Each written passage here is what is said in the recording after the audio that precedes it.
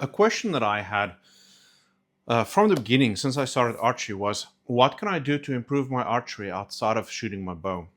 And kind of the generic answer that I got is don't worry about it, just shoot your bow. And I found it very frustrating. One, I might not always have time during the day, during daylight hours, to shoot my bow. Um, I might have a couple of minutes while my kids take a nap, or maybe they're watching Bluey. Well, if they're watching Bluey, I'm watching it with them, but maybe they're watching Paw Patrol, and then I need to do something to stay awake. What can I do to utilize my time most efficiently? And there definitely are things that you can do outside of shooting your bow that is helpful to archery. There's even a couple of things that I will share with you guys that I found that you can do that will improve your archery more than just shooting your bow.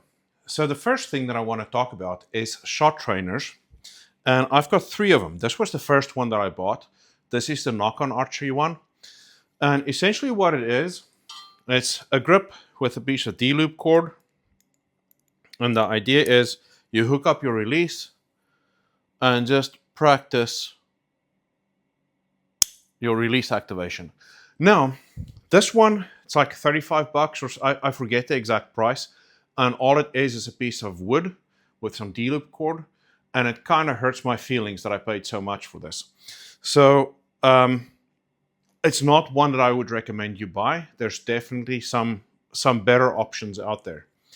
Now, the one release that I really like, or the release training aid that I really like, is this one. I think it's called the ME50.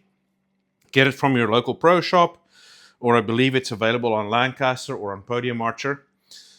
If you buy one thing that I'm talking about today, this would be the one thing that I recommend. And it's about the same price, maybe even a little bit cheaper than the knock-on one. But essentially what it is a piece of cord and then an elastic section. And the length of this cord determines how much weight you're pulling back. So you can really practice loading up your shot and pulling against pressure and practicing activating your release that way. So this one, if you get one, this would be it. And I'll show you in a second how I incorporate that to be even more effective. Now this right here is called the Spitfire by War Torn Archery. And unfortunately they're out of business, so you can't get these anymore. Lots of cords. You can't get these anymore, but if you can find one used, I will really highly recommend it. So right here, there's a machined line in the grip, and this moves depending on how you torque the bow, or torque your grip. So this is a torque indicator.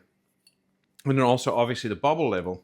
So how I utilize this is I will close my eyes, come to full draw, open my eyes, see whether or not I'm torquing the grip and whether or not it is level. And then you can just use it like a regular shot trainer at that point.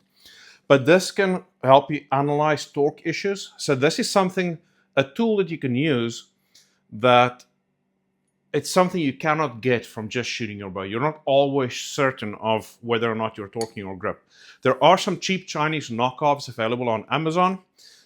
And typically I wouldn't recommend those, but you can't find these anymore. But if you find one on eBay or used online somewhere, it is really well worth the money. Now, these were expensive. This was like a $170 tool right here. But with that knock-on release, I hold it in my hand and I'm like, why am I spending $35 on this? With this one, once you hold it and you handle it and you use it a little bit, you understand 100% why it costs what it does.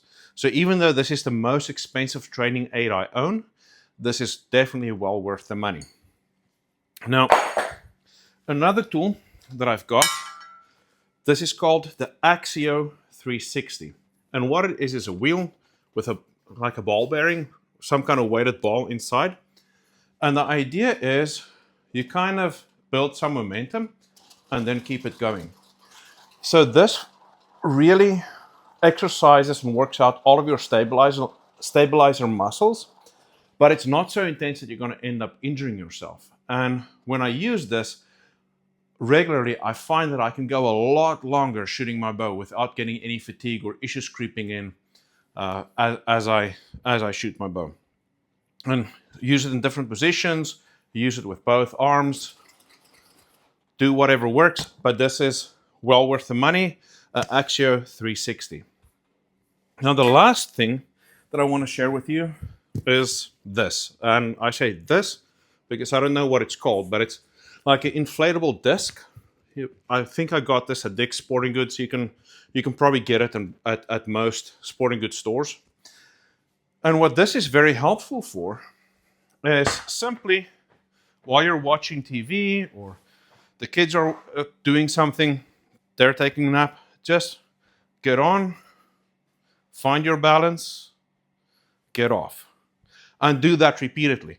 And what that does, it really connects that, I would say, the neural pathways, or I'm not sure what you would call it, but your mind and your body. So when you're standing and you feel balanced, there's the test. Are you balanced? And I found with that, especially when my footing is unsteady, you're shooting a 3D on a big hill or uphill, downhill, or just a spot where we don't have even footing, that has improved my archery game immensely. Now you can combine these, and I like to. So what I usually do is at night, after everybody goes to bed, I'm in the living room, or maybe while my kids are taking a nap, hook up my release, get up here, get my balance, come to full draw, hold it for a minute, and then activate my release. Or if you want to, what's also really cool is if you take the Axio, find your balance point, and then get going.